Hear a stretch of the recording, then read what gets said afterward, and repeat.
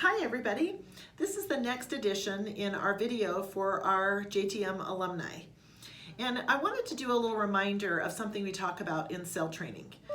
How many of you have heard that in order to succeed, you have to have a goal? Well, additionally, in order to fail, technically, if in order to succeed you have to have a goal, in order to fail at something, you had to have had a goal as well. So we're going to look at the difference between goals and commitments. So if where I am is point A, let's say I'm at point A, and where I want to go is point B. So that's my goal. My goal is to get from A to B. I've got this goal.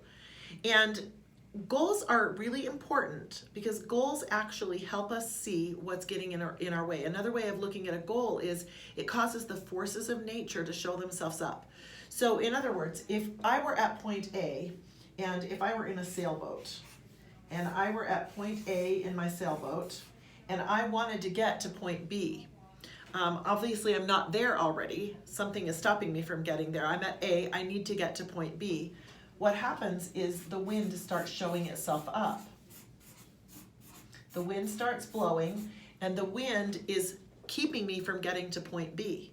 So I wouldn't even maybe pay attention to the wind and what direction the wind was going if it wasn't that I wanted to go from point A to point B. And now I see that the wind is stopping me from getting there. But actually, what does a sailboat do? A sailboat uses the wind. A sailboat welcomes the wind. A sailboat needs the wind. Because a sailboat will use what's called tacking, and they will use tacking to change course. They will go one direction and realize, okay, I've got a problem. I need to shift my course. The wind is going a different direction.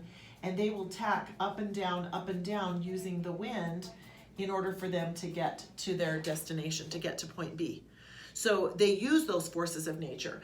I make a goal, I want to go from A to B. The minute I make that goal, the forces of nature start showing themselves up. They start showing me what's getting in my way. I'm blowing you off course. So the goal was necessary. The goal was so I could see what is it that is getting in my way?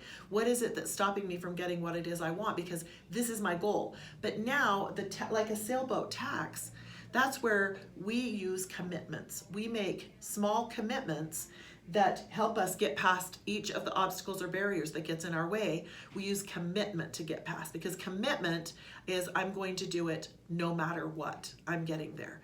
So the goal of going from point A to point B is great. We need that goal because that goal is going to show us the wind. The goal is going to show us those forces of nature. But commitment is what's going to get us there. It's tacking.